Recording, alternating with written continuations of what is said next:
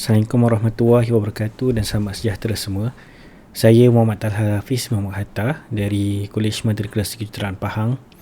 Jadi saya telah diberikan amanah untuk menggantikan Haji Dahari untuk mengetuai Task Force subjek EB Basic Engineering. Dan pada hari ini saya akan membuat penataran dan pendedahan tentang CS EB 025 Basic Engineering bagi semester yang kedua. Okay, kandungan video saya pada hari ini akan terdiri pada 4 perkara, iaitu yang pertama saya akan mulakan dengan course content outline yang menerangkan secara ringkas apakah topik dan subtopik yang terdapat dalam kita punya semester 2 ini. Kemudian saya akan teruskan dengan penjelasan yang lebih lanjut tentang setiap topik dan subtopik. Kemudian saya akan ceritakan tentang continuous assessment ataupun PB. Dan kemudian last sekali saya akan terangkan tentang peperiksaan dan assessment EB 025 ini pada semester yang kedua. Okay, jadi saya mulakan dengan course content outline. Secara ringkasnya, subjek EB 025 ini terdiri daripada 7 topik. Dan topik yang pertama adalah Engineering Mechanics.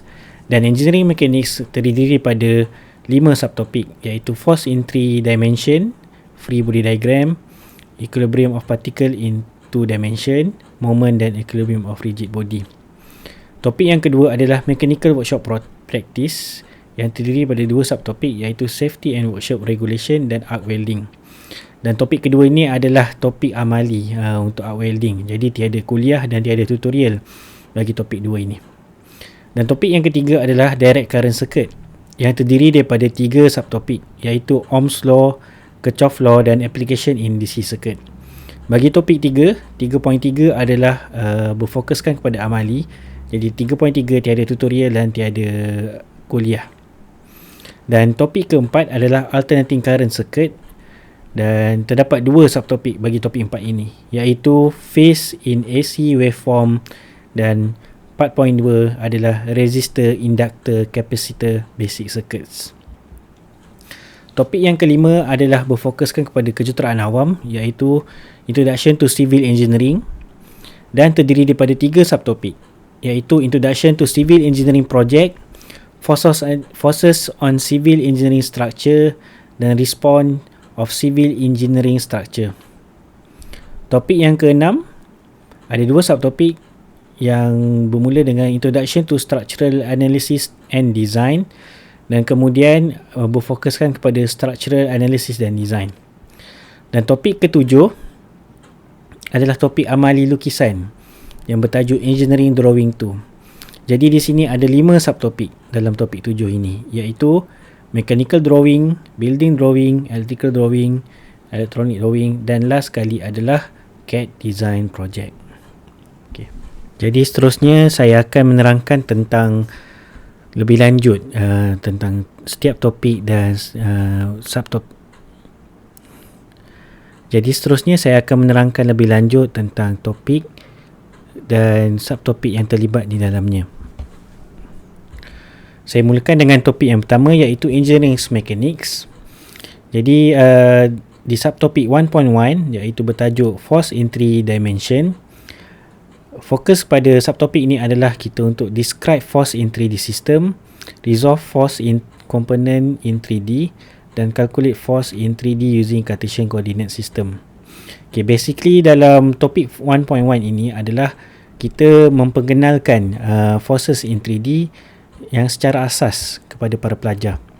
Jadi di dalam topik 1.1 ni kita tidak mengenalkan position vector dan unit vector untuk menyelesaikan 3D system. So fokus kita adalah kita hendak mengajar kepada pelajar bagaimana untuk resolve force dalam 3 paksi, iaitu X, Y dan Z. Kemudian bagaimana untuk express setiap force itu dalam bentuk IJK form ataupun nama lain dia adalah Cartesian coordinate system. Dan kemudian menggunakan apabila pelajar sudah mahir untuk resolve force tersebut, mereka hendaklah mencari resultant force bagi ketiga-tiga force di paksi tersebut. Dan apabila setelah selesai mencari resultant force, pelajar akan perlu mencari direction angle alpha, beta dan gamma bagi setiap paksi itu. So basically 1.1 ini kita berfokuskan kepada kaedah Cartesian Coordinate System dan Coplanar Method. So kita tidak melibatkanlah position vector, unit vector. Dan kita limitkan force kita ini kepada 3 force sahaja. Seterusnya subtopik 1.2 adalah free body diagram. Di dalam CS free body diagram kita berfokus kepada 2 perkara, iaitu yang pertama adalah explain concept of FBD. Kita akan terangkan secara lanjut konsep free body diagram. Kemudian kita akan apply the concept of FBD that reflect existing force in force system. So ini termasuk roller, pin and fixed support. So basically apa yang kita akan tekankan dalam 1.2 free body diagram ni adalah bagaimana ataupun prosedur untuk melukis free body diagram. Dan selalunya kita akan memula dengan melukis outline shape, dan kemudian kita akan ajar kepada pelajar untuk menunjukkan semua force dan moment yang terlibat dalam free body diagram rajah tersebut. Kita keluarkan semua. Dan kemudian kita identify apa jenis loading, dimension dan labelkan semua sekali. Dan kita hendak pelajar faham bagi different situation seperti situation roller, pin, fixed support, cable, chain, smooth, surface, rocker dan link ni masing-masing ada keadaan yang beza bagi free body diagram. So itulah yang kita hendak tekankan dalam topik 1.2. Subtopik 1.2. Bagi subtopik 1.3, equilibrium of particle in 3 dimension. So penekatan di sini adalah kita hendak pelajar identify force system using equilibrium particle concept. Dan seterusnya solve the force system using the equilibrium of particle. Dan di sini hendak ditekankan bahawa kita punya subtopik 1.3 ini berfokus kepada particle of equilibrium dalam bentuk 2 dimension sahaja. Dan pelajar perlu menggunakan equation Fx equal to 0, Fy equal to 0. Dan maximum load yang kita akan gunakan dalam subtopik ini adalah 2 load sahaja. Dan kita tidak include pulley dan spring system. Dan basically penekatan pada subtopik 1.3 ni adalah bagaimana prosedur yang betul untuk menyelesaikan masalah equilibrium of particle. Dan selalunya untuk kepada para pelajar, prosedur yang betul ni adalah yang pertama kita tekankan tentang bagaimana melukis free body diagram yang betul. Kemudian kita minta para pelajar keluarkan equation of equilibrium dan kemudian selesaikan masalah tersebut. Okay, seterusnya subtopik 1.4 adalah subtopik moment. Subtopik moment ini penekanannya adalah yang pertama adalah untuk define concept of moment in engineering problem, iaitu moment sama dengan force, time, distance. Nampak mudah, tapi selalunya pelajar akan ada masalah untuk mencari distance yang betul, iaitu konsep distance adalah distance yang perpendicular dengan force dan titik moment.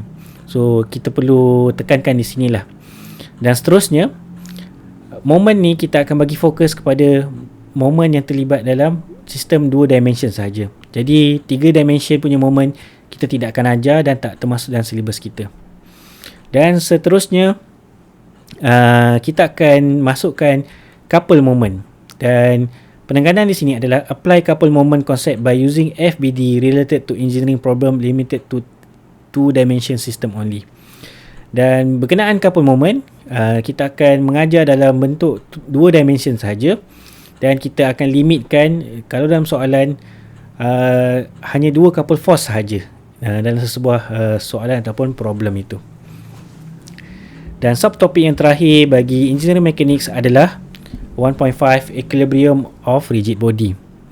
Dan di dalam CS yang kita akan bagi fokus adalah yang pertama, describe the concept of rigid body in engineering practice. Kemudian kita akan terangkan kepada pelajar apakah perbezaan antara partikel dan rigid body. So para pelajar kena maklum bahawa partikel ni selalunya dia berlaku di satu point sahaja dan tiada dimension dan hanya melibatkan Fx equal to 0 dan Fy equal to 0 sahaja. Tetapi bagi equilibrium of rigid body ataupun rigid body, dia boleh mengambil tempat dalam any shape, dan kemudian dimension tu sangat penting dan dia melibatkan 3 komponen, iaitu Fx, Fy dan moment. So itu yang kita kena dengarkan kepada para pelajar. Dan kemudian last sekali adalah solve the force system using concept of rigid body equilibrium. So di sini kita hendak mengajar para pelajar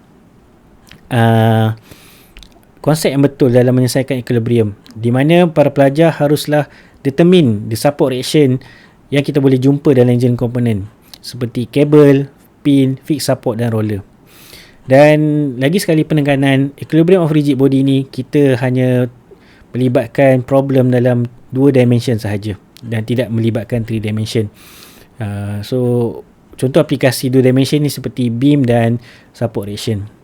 So akhir sekali di topik 1.5 ni kita tekankan prosedur yang betul untuk menyelesaikan rigid body, di mana yang pertama bermula dengan melukis free body diagram. So kenal pasti rajah, lukis, label semua point dan label semua dimension. Kenal pasti support reaction yang terlibat, sama ada roller, silinder, rocker, and then keluarkan equation equilibrium, Fy equal to 0, Fx equal to 0 dan moment equal to 0, dan kemudian selesaikan. Jadi seterusnya adalah berkaitan topik 2, iaitu topik mechanical workshop practice. Secara umumnya topik 2 ini adalah topik amali yang melibatkan amali arc welding. Jadi tiada tutorial dan kuliah yang harus dilakukan untuk topik 2 ini. Dan apa-apa subtopik yang terkandung dalam topik 2 ini hanya perlu diajar semasa melakukan amali arc welding yang dilakukan di dalam bengkel mechanical. Topik 2 ini merangkumi 2 subtopik, iaitu 2.1 safety and workshop regulation serta subtopik yang kedua 2.2 arc welding. Bagi topik 2.1 safety and workshop regulation, basically di sini nyatakan bahawa describe the need to observe safety measure in workplace in compliance with OSHA 1994 regarding personal safety, workstation, safety device and maintenance serta safety labelling. Jadi di sini secara umumnya apa yang harus dinyatakan dalam topik 2.1 kepada pelajar adalah berkaitan keselamatan di dalam bengkel yang bertepatan dengan OSHA 1994. Jadi di sini kita akan ceritakan tentang keselamatan peribadi, personal safety, keselamatan di tempat ruangan kerja, keselamatan alatan serta maintenance dia, dan serta safety labelling yang ada di dalam bengkel, tanda-tanda amaran dan caution yang lain-lain. Jadi subtopik yang kedua adalah 2.2 berkenaan arc welding. Jadi di sini kita akan describe arc welding process and procedure. Secara umumnya kita akan ceritakan sedikit apakah itu arc welding, apakah proses dia dan apakah prosedur dia. Kita akan dedahkan sikit apakah alatan yang terlibat, apakah jenis-jenis welding yang akan terlibat. Seterusnya kita juga akan menceritakan kepada pelajar bagaimana hendak menyediakan workpiece ataupun barang kerja, barang yang akan di welding kepada pelajar. Sama ada membersihkan besi, kita perlu mengikir besi untuk membuang karat dan lain-lain. Okay, dan seterusnya kita akan menceritakan tentang arc welding, jenis-jenis sambungan yang ada arc welding. Jadi seperti tuan-tuan tahu, sambungan arc welding ada banyak seperti butt joint, lap joint, T-joint. Tapi kita akan bagi fokus pada butt joint saja, ataupun dalam bahasa Melayunya adalah sambungan temu. Walau bagaimanapun, kita tidak akan menyuruh pelajar membuat butt joint. Bagi amali dan practical test, kita akan menyuruh pelajar di atas sekeping besi, cukuplah hanya membuat 2 bit ataupun 2 kimpalan ke atas besi tersebut, tapi tidak perlu menyambungkan 2 buah besi. Okay, hal ini kerana kami berpendapat bahawa kekangan masa untuk mencantumkan 2 besi di mana lebih banyak proses. Contohnya perlu membuat tack welding, perlu membersihkan 2 besi, dan untuk 4 jam untuk memahirkan pelajar untuk mengawal rod, untuk mengawal api, untuk membuat sebuah butt joint akan mengambil masa. Jadi di sini kami berpendapat bahawa cukuplah pelajar di atas keping besi membuat 2 bit ataupun 2 kimpalan garis tegak itu. So apabila pelajar telah siap melakukan kimpalan arka ini, mereka perlu membuat workshop progress berdasarkan apakah amali yang telah mereka lakukan. Seterusnya adalah topik 3, iaitu topik direct current circuit. Topik 3 mengandungi 3 subtopik, iaitu 3.1 Ohm's law, 3.2 Kirchhoff law dan 3.3 application in direct current circuit. Jadi bagi topik 3.1 Ohm's Law, apa yang terkandung dalam subtopik ini adalah, yang pertama, kita akan menceritakan atau describe Ohm's Law using IV characteristic. Jadi penekanan di sini adalah kita akan review kembali Ohm's Law yang telah diajar semasa semester 1. Kita akan refresh balik pelajar untuk mengingat apa itu Ohm's Law, iaitu V equal to IR, kaitan antara voltage, current dan resistor. Jadi yang kedua adalah kita akan menceritakan kepada pelajar how to analyze IV characteristic, graf dia dan efek dia kepada temperature. Selalunya di dalam graf IV characteristic ni, kaitan mereka adalah linear. Tapi kaitan linear ni boleh berubah dalam graf apabila dipengaruhi oleh temperature dan karakteristik of material yang terlibat dalam current. So kat sinilah kita akan ceritakan apakah kesan temperature dan material kepada IV graph. Kemudian kita akan calculate circuit quantities and parameters of resistive circuit configuration. Jadi circuit configuration yang terlibat kat sini ada 3 circuit, iaitu yang pertama series circuit, parallel circuit dan series parallel circuit. Jadi di sini selalunya kita akan mengeluarkan kiraan berdasarkan soalan yang kita berikan, dan soalan ni akan merangkumi series circuit, parallel circuit dan series parallel circuit. Dan selalunya circuit quantities ataupun nilai-nilai yang harus dicari oleh pelajar dalam soalan yang kita akan berikan dalam direct current circuit ni adalah total resistance, voltage drop, current drop ataupun current of the circuit, and then power dissipation dan total current. Kemudian akhir sekali dalam topik 3.1 ini, kita akan memberi penekanan kepada soft circuit using the technique of voltage and current divider. Dan dalam current dan menggunakan teknik ini adalah voltage divider selalunya akan digunakan dalam kiraan series circuit untuk mencari voltage, dan current divider akan digunakan di dalam parallel circuit untuk mencari nilai current. Dan kat sini ada beberapa limitation yang telah ditetapkan, iaitu example of circuit hanya terbatas kepada one voltage supply only. Jadi soalan yang berkaitan yang menggunakan 2 voltage supply kita tak termasuk dalam syllabus kita. Dan kemudian kita akan bagilah example apa-apa application yang berkaitan dengan voltage dan current divider ini. Seterusnya topik kedua adalah 3.2 Kirchhoff Law. Jadi di dalam subtopik Kirchhoff Law ini, yang pertama kita akan memberi penekanan kepada definition of node, branches and loop. So kita kat sini akan memberi different configuration of direct current circuit. Kita akan cuba tunjukkan beberapa contoh direct current circuit, dan kita akan suruh pelajar kenal pasti berapa node yang ada, berapa branches yang ada dan berapa loop yang ada. Jadi kita perlu juga menekan kepada pelajar apakah definition setiap term ni. Macam contohnya node ni adalah point of where two element meet, ataupun kalau loop ni definition dia adalah closed path in circuit. So pelajar kena fahamlah term-term ni dan aplikasikan berdasarkan soalan yang kita berikan, kenal pasti berapa banyak yang ada. Dan penekanan yang kedua di dalam topik Kirchhoff Law adalah soft circuit using Kirchhoff Law. Dan Kirchhoff Law ni ada 2, iaitu Kirchhoff Current Law dan Kirchhoff Voltage Law. Di mana Kirchhoff Current Law ni adalah current in equal to current out, dan Kirchhoff Voltage Law selalunya kita definisikan sebagai voltage source equal to sum of voltage drop across the circuit. Dan selalunya dalam soalan soft circuit using Kirchhoff Law ni, kita akan tanya nilai current di dalam circuit tersebut, sama ada current I2, I1 dan I3. Dan kita akan tanya juga total power dissipation di dalam circuit tersebut. Dan limitation yang kita tetapkan dalam topik 3.2 Kirchhoff Law ni adalah kita limitkan maksimum loop adalah 3 loop. Dan 3 loop ni bermaksud termasuk dengan loop keseluruhan. Jadi ada 1, 2 dan loop keseluruhan. Ada 3 loop saja maksimum. Dan berdasarkan yang kita pernah lalui dalam soalan yang pernah keluar PSPM sebelum ni, so kita juga letak restriction bahawa Untuk pelajar EB, kita tidak libatkan mesh analysis method, nodal analysis method dan Cramer's rule.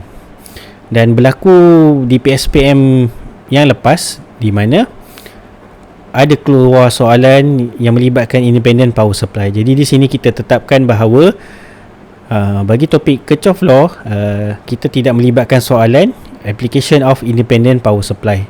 So kita guna berdasarkan apa yang kita tetapkan hari ini. Dan subtopik yang seterusnya adalah 3.3 application in direct current circuit. Jadi topik 3.3 ini, subtopik 3.3 adalah topik untuk amali pelajar di dalam bengkel elektrik. Jadi tiada kuliah dan tutoran untuk subtopik 3.3 ini. Dan di dalam subtopik 3.3 ini adalah yang kita tekankan adalah kita determine the value of resistor by theoretical method and measurement. So pelajar kena bandingkan teori punya value dan nilai yang dia ukur semasa dalam lab. Dan mereka juga perlu construct the series circuit and parallel circuit, dan seterusnya measure voltage and current using multimeter to verify Ohm's law and Kirchhoff law. So pelajar kena buat circuit di atas breadboard and then kemudian ukur voltage dan current menggunakan multimeter, dan apabila sudah selesai mereka perlulah membuat workshop progress. Topik 4 adalah topik alternating current circuit. Jadi di dalam topik 4 ada dua subtopik, iaitu yang pertama adalah 4.1 phase in alternating current waveform. Di dalam subtopik ini, apa yang kita harus tekankan kepada yang pelajar adalah yang pertama, explain briefly alternating current quantities dan unit. Jadi di sini kita haruslah menerangkan kepada pelajar apakah quantities dan unit yang terlibat di dalam alternating current. So kat sini contoh yang diberikan adalah period, frequency, peak value, peak to peak value, average value dan root mean square. Jadi yang di sini harus ditekankan bagi setiap yang dinyatakan di sini adalah yang pertama definition. Contohnya apakah definition bagi frequency, dan kemudian formula bagi setiap perkara ini, dan unit dia. Macam frequency, formula dia adalah 1/T ataupun period, dan unit dia adalah hertz. Kemudian perkara yang kedua harus ditekankan dalam topik 4.1 ni adalah identity the relation between waveform dan vector. Jadi sebelum kita pergi lebih lanjut menerangkan tentang waveform yang lebih advance, kita akan terangkan dulu apakah relation antara waveform dan vector. Kerana vector amat penting dalam waveform ini. Lebih-lebih lagi apabila melibatkan phase shift dan angle. So misalnya di dalam vektor OV ada menunjukkan peak value of voltage, dan vektor O ke I menunjukkan peak value of I. Seterusnya kita akan terangkan kepada pelajar identify the phase shift and phase difference in waveform. Jadi di sini kita akan mengenalkan konsep of leading, lagging and in phase waveform. So contoh bagi leading adalah apabila sesuatu waveform itu dalam keadaan angle 90 darjah, so dia akan dalam keadaan leading. Dan apabila dia berada di dalam negatif 90 darjah, dia akan berada dalam keadaan lagging. So kadang-kadang inilah yang harus ditekankan dan diterangkan kaitan phase shift dan phase difference dalam AC waveform. Kemudian kita akan menerangkan kepada pelajar apa itu equation of waveform, dan graf kita akan guna sine waveform, so kita akan menggunakan sine equation. Dan last sekali adalah menyelesaikan masalah berkaitan dengan AC waveform, dan contoh yang dia akan diberikan menggunakan single waveform. So pelajar kena kenal pasti waveform tu dan sketch waveform berdasarkan soalan yang diberi. Dan kita perlu juga give relevant example for two waveform to show the phase difference between the waveform and sketch the waveform. So antara contoh lain adalah kita memberikan dua waveform, pelajar harus kena pasti adakah itu leading ataupun lagging, ataupun satu lagi keadaan kita akan berikan equation dan pelajar kena lukis balik waveform berdasarkan situation yang kita berikan. Subtopik yang kedua dalam alternating current circuit adalah 4.2 resistor, inductor, capacitor, basic circuit. Jadi dalam subtopik ini kita akan describe the function of capacitor inductor as component of passive element for AC. Kita akan ceritakan apakah itu capacitor dan inductor, apakah material mereka diperbuat dan apakah unit mereka dan kegunaan mereka. Seterusnya kita akan menerangkan asas kepada RLC basic circuit yang terdiri pada resistant R, inductive reactant simbolnya XL, capacitive reactance simbol dia adalah XC, dan impedance di mana simbol dia adalah Z. Dan menggunakan apa yang telah kita ajar ini, kita akan terangkan kepada pelajar bagaimana hendak mengira reactance, sama ada induktif ataupun capacitive reactance, dan seterusnya mendapatkan nilai impedance Z. So kita akan introduce value of R, XL dan XC in complex number into R, ZL and ZC. Kemudian kita akan memberikan contoh yang relevan menggunakan complex number. Dan seterusnya, yang paling penting apabila telah mengajar kepada pelajar introduction dan example semua ni, kita juga perlu demonstrate how to utilize electronic calculator to convert between rectangular dan polar form.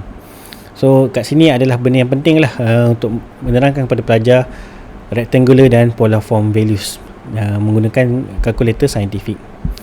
Seterusnya, perkara yang harus tekankan adalah bagaimana melukis vector diagram, dan vector diagram ini haruslah meliputi impedance, voltage dan current. Kita haruslah melukis dan represent unit-unit ni dalam bentuk vektor. Dan perkara yang akhir sekali dalam topik 4.2 adalah sketch phasor diagram between voltage dan current. So pelajar harus menguasai kemahiran untuk melukis phasor diagram berdasarkan contoh yang telah diberikan. Topik 5 adalah topik Introduction to Civil Engineering.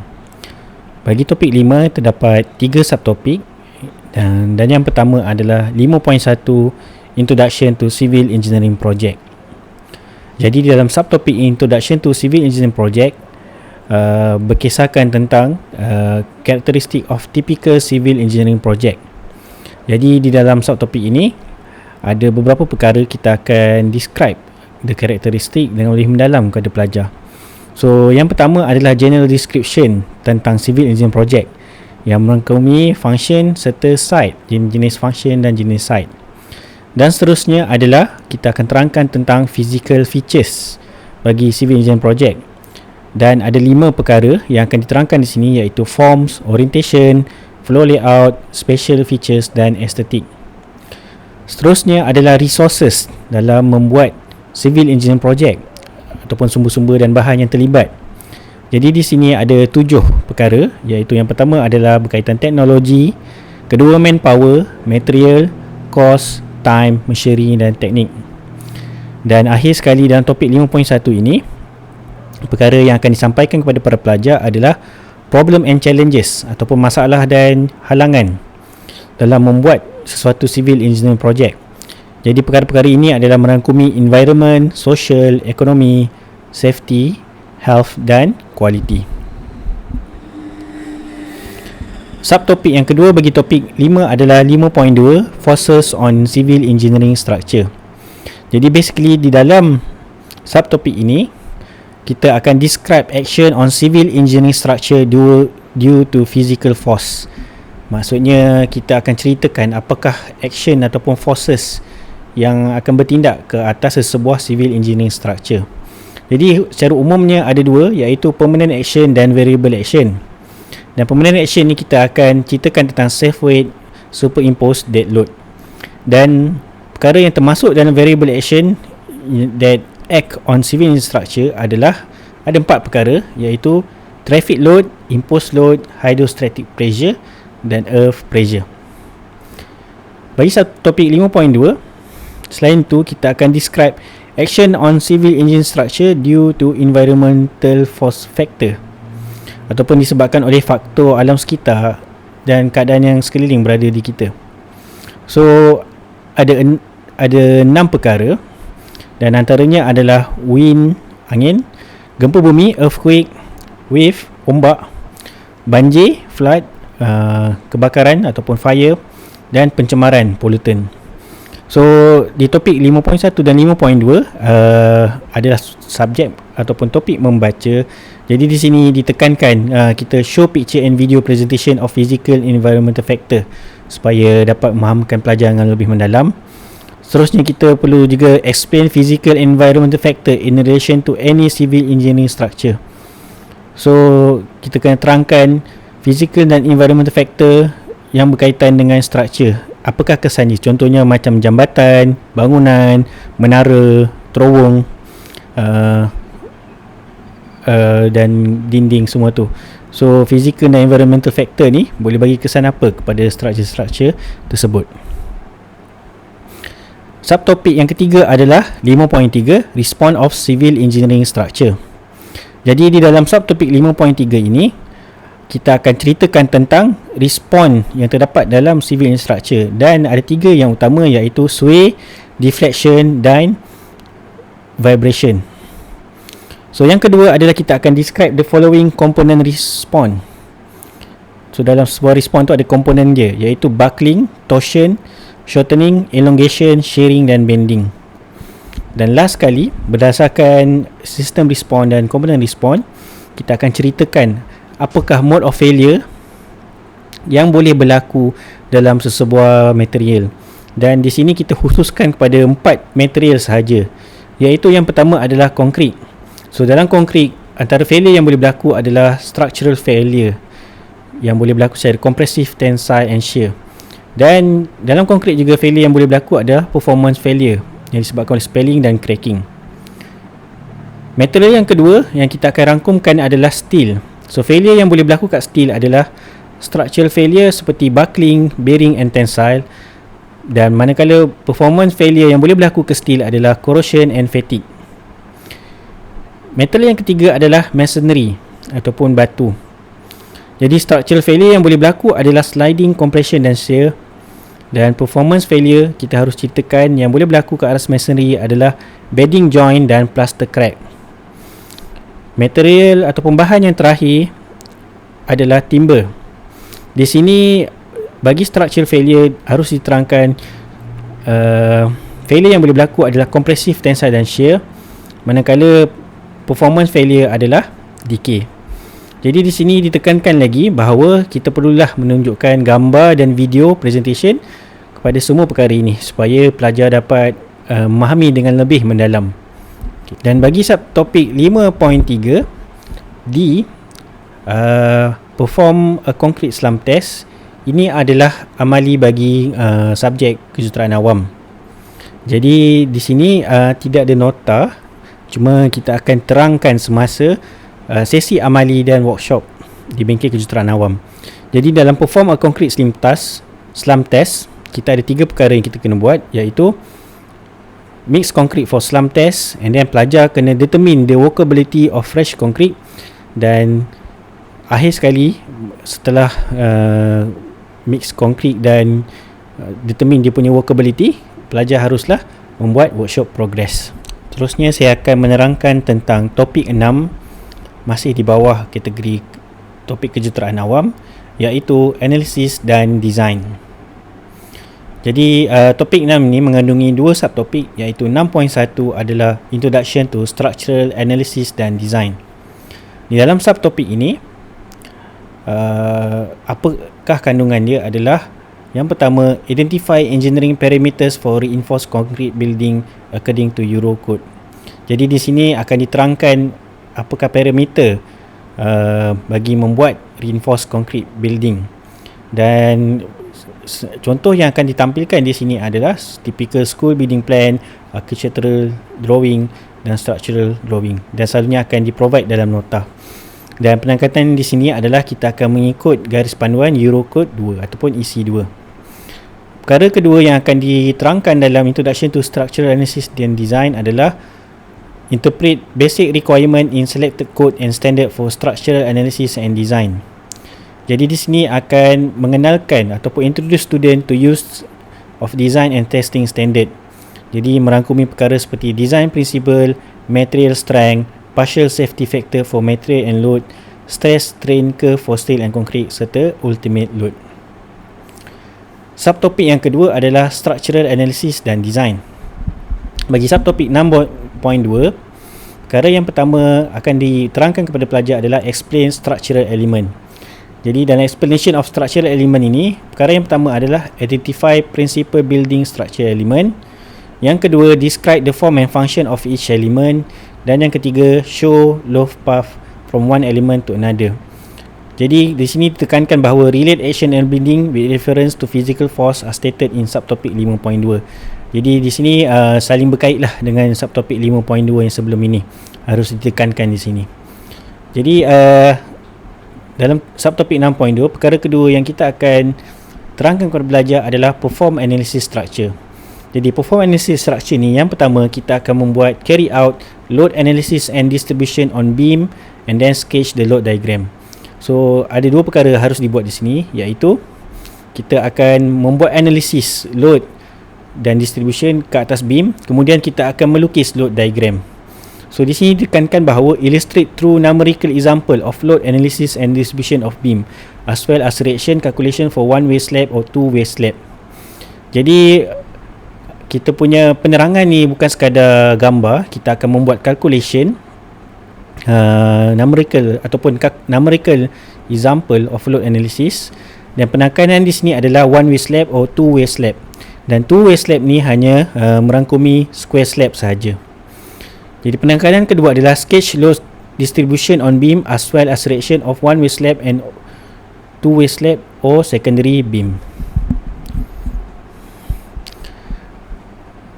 Kemudian perkara kedua dalam topik Structural Analysis dan Design adalah Calculate support reaction of simply supported beam without overhanging span. Kemudian sketch shear force and bending moment diagram. Jadi subtopik ini adalah kesinambungan kepada topik 6 dan semester 1. Kita telah mengajar pelajar tentang shear force dan bending moment diagram of simply supported beam, tapi di sini kita akan mengajar lanjutan yang lebih advance dan lebih mendalam lagi. Jadi penekanan di sini adalah illustrate through numerical example of construction of shear force and bending moment diagram for simply supported beam without overhanging span carrying uniformly distributed load and or point load. Jadi di sini kita akan masukkan sekali point load dan distributed forces. Akhir sekali saya akan menerangkan tentang topik 7, iaitu Engineering Drawing 2. Jadi topik 7 ini adalah berfokuskan kepada amali lukisan kejuruteraan, dan terdapat 5 subtopik ataupun 5 amali yang kita akan lakukan dan mengikut topik 7 ini. Amali yang pertama ataupun subtopik yang pertama adalah 7.1 Mechanical Drawing. Dan mechanical drawing ini akan dilakukan secara manual ataupun manual drawing. Dan ada beberapa perkara yang harus ditekankan kepada pelajar berkenaan mechanical drawing ini. Yang pertama adalah identify types of mechanical drawing. Jadi di sini kita akan menerangkan kepada pelajar dengan lanjut tentang jenis-jenis mechanical drawing, iaitu yang terbahagi kepada dua, iaitu yang pertama detail ataupun working drawing, dan yang kedua adalah assembly drawing. Perkara kedua kita akan terangkan pada pelajar adalah identify the item in mechanical drawing which comply with the normal practice and convention. Kemudian differentiate the type of mechanical drawing, and then identify isometric sketch of mechanical drawing. Dan perkara yang harus pelajar lakukan akhir sekali adalah draw sectional view of single symmetrical machine component complying to common practice and related convention using manual drawing method. Jadi untuk mechanical drawing ini terdapat 3 soalan latihan, dan soalan ini merangkumi 3 benda, iaitu yang pertama adalah front sectional view, yang kedua adalah side sectional view, dan yang ketiga adalah top sectional view.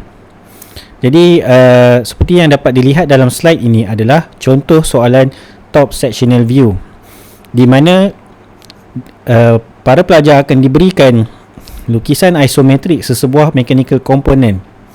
Tetapi apabila berkaitan top sectional view, di garisan A ini mechanical component tu akan dibelah. Jadi para pelajar harus melukis kembali, menunjukkan top sectional view dan melorikkan apakah yang tinggal setelah pandangan atas ni dibelah. Jadi ini adalah contoh jawapan bagi soalan top sectional view. Di front view dan side view, kita dapat melihat komponen mechanical itu berada dalam keadaan sempurna. Tapi bagi top view, ada sebahagian yang telah dipotong. Jadi kita pelajar harus melorikkan bahagian manakah yang terkesan dengan potongan itu. So kalau dapat dilihat di sini, bahagian berlorik inilah yang terkesan dengan top sectional view itu. Bagi subtopik yang kedua adalah 7.2 building drawing. Dan building drawing ini harus dilakukan dengan CAD drawing ataupun computer drawing. Jadi perkara yang harus ditekankan di sini adalah identify and differentiate type of building drawing. So ada 4 di building drawing jenis, iaitu yang pertama plane drawing, yang kedua elevation ataupun view drawing, yang ketiga sectional drawing, dan yang keempat detail drawing. Kemudian kita akan terangkan kepada pelajar identify the use of standard architectural symbol in building drawing, and then para pelajar harus redraw architectural drawing tersebut. Dan perkara akhir sekali, draw using CAD architectural features and dimension of single story residential building 4. So para pelajar harus melukis kembali menggunakan CAD, dan kita akan bagi penekanan di dalam subtopik 7.2 ni adalah floor plan dan roof plan.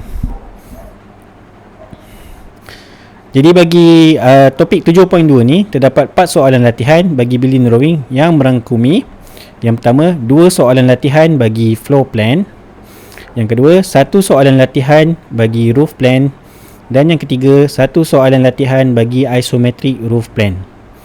Bagi soalan floor plan dan roof plan, iaitu soalan 1 dan 2 ni, tiada template disediakan, tetapi pelajar perlu melukis daripada awal lukisan, maksudnya daripada kosong lah dekat AutoCAD tu, dengan tetapan border size A4 297-210 dan mengikut skala yang ditetapkan bagi setiap lukisan. Jadi soalan akan memberi ukuran yang sebenar, rumah sebenar. Jadi pelajar harus melihat soalan dan ikut skil yang diberikan lah, sama ada 1/100 ataupun 1/50. Jadi ini adalah soalan contoh latihan 1 floor plan yang dilukis menggunakan skala 1/50 dan saiz border A4. Jadi pelajar akan membuat border A4 ni dahulu, dan kemudian pelajar akan melukis menggunakan skala 1/50 dan menunjukkan dimension. Slide ini menunjukkan contoh jawapan soalan latihan roof plan yang dilukis menggunakan skala 1/100 di dalam border A4. Jadi dalam soalan pelajar akan diberi ukuran 19,800, 11,800. Jadi pelajar akan kena scalekan mengikut skala yang diberikan, iaitu 1/100, dan dilukis di dalam border A4. Dan akhir sekali, ini adalah template yang akan diberikan untuk soalan isometric roof plane. Jadi di sini para pelajar diberi template AutoCAD yang sudah sedia ada macam ni, yang ada pandangan hadapan dan pandangan sisi kanan ataupun side view dan front view. Jadi pelajar harus lengkapkan roof plan di dalam perisian AutoCAD. Jadi ini adalah contoh jawapan lengkap yang dibuat menggunakan AutoCAD. Pelajar akan menggunakan construction line ataupun garisan unjuran untuk unjurkan daripada side view dan front view untuk melengkapkan pandangan atas top view bagi menunjukkan roof plan. Topik 7.3 adalah subtopik 7.3 adalah lukisan electrical drawing yang akan dilukis menggunakan manual drawing. Jadi di dalam electrical drawing ini ada 3 perkara utama. Perkara utama pertama adalah identify type of electrical drawing yang merangkumi block diagram, schematic diagram dan wiring diagram. Perkara kedua adalah identify standard symbol in electrical drawing. Jadi antara standard symbol yang harus pelajar kenal adalah accessory, switch and distribution fuse. And then perkara last sekali adalah draw standard symbol of electrical appliance and control system according to their respective position in the domestic layout plan using manual drawing. Jadi basically dalam electrical drawing, manual drawing ini, pelajar akan diberi soalan. Contoh dalam slide ini, pelajar akan diberi sebuah lukisan floor plan, kemudian akan diberi list yang menyatakan di dalam setiap bilik ataupun ruangan di dalam rumah itu, apakah aksesori yang ada di dalam bilik tersebut.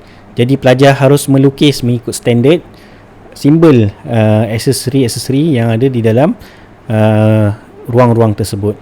Jadi ini adalah floor plan yang kosong yang akan diberikan kepada pelajar, dan ini adalah contoh jawapan lengkap yang dibuat menggunakan manual drawing, di mana pelajar harus melukislah mengikut list dia tu. Macam bilik tadi tu, bilik maid room tu, bilik pengasuh, ada kipas, ada lampu, ada distributor fuse dan ada switch. So electrical drawing ni pelajar kena lukis menggunakan simbol ikut list yang diberikan. Dan subtopik yang keempat adalah 7.4 electronic drawing. Jadi electronic drawing ini harus dilukis menggunakan CAD drawing, menggunakan AutoCAD. Jadi ada 3 perkara utama dalam electronic drawing ini, iaitu yang pertama adalah identify type of electronic drawing, iaitu schematic circuit drawing, wiring circuit drawing and printed circuit drawing. Dan yang kedua adalah identify standard electronic component, yang merangkumi function serta polarities. Dan last sekali, pelajar draw using CAD schematic circuit based on printed circuit and wiring circuit. Jadi para pelajar akan diberi gambar rajah printed circuit and wiring circuit, dan pelajar kena lukis schematic circuit berdasarkan circuit yang telah diberi, circuit diagram yang telah diberikan. Jadi untuk electronic drawing terdapat 3 soalan latihan untuk electronic drawing, berpandukan printed circuit board diagram and schematic diagram yang telah diberikan. Pelajar perlu melukis kembali schematic diagram di dalam perisian AutoCAD. So basically dalam subtopik 7.4 ni penekanannya adalah memahamkan pelajar bagaimana hendak melukis kembali soalan yang telah diberikan. Jadi untuk memudahkan para pelajar dan semua, template file AutoCAD akan diberikan kepada setiap soalan untuk digunakan oleh pelajar. Jadi ada 3 soalan tu dan ada 3 template yang akan diberikan kepada para pelajar. Jadi ini adalah contoh template soalan di dalam perisian AutoCAD. Jadi dalam sesebuah template soalan yang akan digunakan oleh pelajar, lengkap telah dibuat sebuah border dan ada sedikitlah nama, kelas, tarikh, itu telah diisi siap-siap. Dan kita akan berikan kepada pelajar simbol-simbol aksesoris yang harus dilukis kembali. Contoh switch, capacitor, resistor, transistor. Jadi apa tugas pelajar? Pelajar harus lukis balik wiring tu. Okay. So contohnya pelajar kena buat wiring, kena buat node dia, branches dia. Dan apabila dia dah siap ni, dia akan masukkan simbol-simbol tadi tu ke dalam tempat yang betul, berpandukan kepada soalan yang telah diberikan lah. So daripada kosong macam ni, pelajar akan lukis line dahulu macam ni, kemudian pelajar akan masukkan simbol-simbol tu dan susun. Jadi di sini kita akan menguji kemahiran para pelajar untuk menyusun balik simbol-simbol tu berpandukan soalan yang kita berikan lah. Dan subtopik yang terakhir adalah 7.5 CAD Design Project. Jadi CAD Design Project ni adalah sebenarnya lanjutan kepada design project yang dilakukan semester 1. Cuma bezanya di dalam semester kedua ni adalah kita bagi penekanan bahawa pelajar kena design functional product, either based on mechanical, building, electrical or electronic drawing. And then pelajar kena produce functional product tu menggunakan 3D printer. Jadi di sini adalah functional product ni, maksudnya produk yang berfungsi, yang ada fungsi tambahan. Okey, bukannya macam SEM 1 kita just kata produk saja. So contohnya macam pasu, macam pasu, botol, semua tu. So untuk SEM 2 ni kita kena masukkan ada function tambahan lah bagi setiap benda tu. Maksudnya ada gear yang bergerak ke ataupun apa pun benda aksesori yang bergerak. Jadi di sini tema dia adalah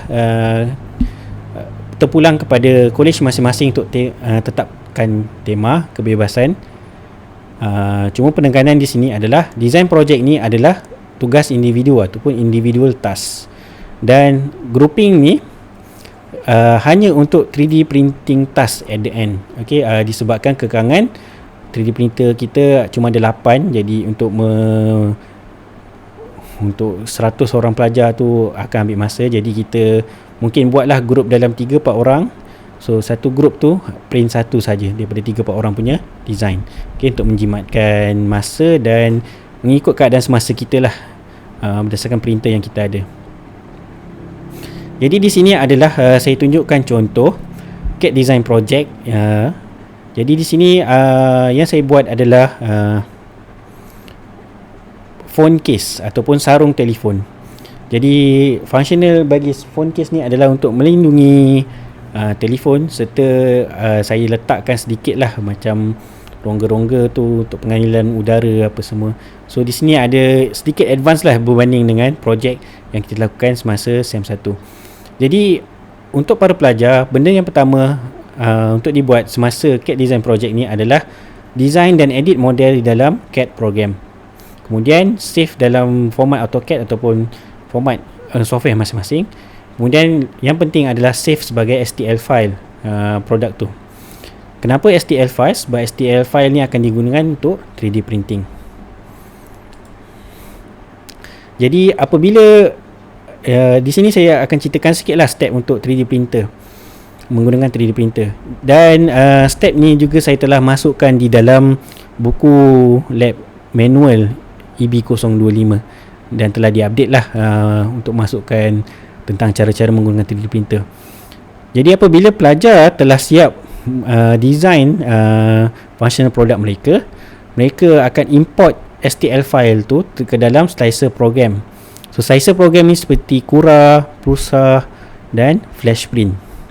Kemudian step ketiga adalah setup printer parameter dan setting dalam slicer software. So printer parameter ni macam ketebalan shell, dia punya density dalam tu, maksudnya dalam 3D printed tu, ketumpatan print kita tu, kemudian suhu material, kelajuan printer kita. So kita set semua tu di dalam slicer software. Kemudian apabila telah selesai, kita akan set up 3D printer. Okey, ini adalah contoh 3D printer model Ender 3. So kita akan set up, buat apa yang patut, masukkan filament ke dalam extruder, panaskan dulu, biar enjin panas semua. Kemudian kita akan print 3D model. Dan ini adalah contoh finish product from 3D printing, sebuah phone case yang boleh digunakan. Jadi penekanan di sini adalah tema terpulang kepada setiap kolej untuk tetapkan, asalkan budak buatlah CAD design project ini. Okey, dan ini adalah untuk bagi topik 7. So selesailah untuk slot yang kedua, iaitu tentang detail explanation of each topic and subtopic. Seterusnya saya akan menerangkan tentang continuous assessment ataupun penilaian berterusan bagi EB025. Jadi secara generalnya ataupun secara umumnya, benda yang utama di dalam penilaian berterusan EB025 adalah practical test. Jadi daripada 40% markah PB itu, 10% pergi kepada projek CAD design tu, akan mengambil markah 10%. Kemudian 30% lagi markah akan diambil daripada practical test, 3 practical test. Dan setiap practical test itu akan membawa markah sebanyak 10%. Di sini practical test membawa 30% markah dan projek 10% markah. Jadi di sini saya akan terangkan lebih lanjut mengenai practical test. Pelajar akan mendapat 30% ni daripada 3 practical test dan wajib pelajar buat, dengan setiap test menyumbang pada 10% markah. Jadi practical test yang pertama adalah workshop practice practical test. Workshop practice practical test ni akan bawa 10%. So pelajar harus memilih salah satu daripada 3 workshop practice yang ditawarkan ataupun diajar, iaitu sama ada arc welding, slump test dan DC circuit. Jadi di sini disediakan rubrik untuk practical test bagi ketiga-tiga workshop practice ni. Dan bagi workshop progress, rubrik telah disediakan juga. Jadi cara pengiraan dia terpulang kepada kolej masing-masing bagaimana hendak mengira workshop progress dan markah practical test tu, asalkan di akhirnya mendapat 10% markah. Okey, bagi practical test yang kedua adalah manual drawing. Manual drawing practical test ni akan membawa markah 10%. Jadi bagi manual drawing practical test ni, pelajar harus memilih salah satu daripada manual drawing yang telah diajar, sama ada mechanical drawing ataupun electrical drawing. So pilih salah satu ni dan jadikan dia sebagai practical test dan akan bawa markah 10%. Dan practical test yang terakhir adalah CAD drawing practical test, 10%. Jadi pelajar harus memilih salah satu daripada 2 CAD drawing yang diajar dalam EB025 ini, iaitu sama ada building drawing ataupun electronic drawing ini untuk dibuat practical test. Jadi untuk semua practical test ini rubrik telah disediakan dan siap untuk digunakan oleh semua pensyarah untuk menanda practical test. Jadi bagi EB025 final assessment, baki 60% tu akan dinilai daripada final assessment.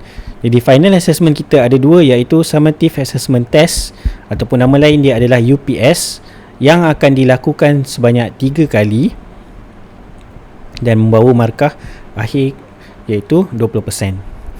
Dan last kali adalah PSPM2 ataupun examination yang akan membawa percentage 40% untuk para pelajar. Jadi itu sahaja saya punya pembentangan video tentang penataran dan pendedahan CS EB025. Kalau ada salah dan silap, mohon beritahu kepada tim EB025 ataupun boleh juga kontak kepada saya untuk kita bincang dan saya jelaskan mana-mana yang tidak jelas. Okay, sekian, terima kasih.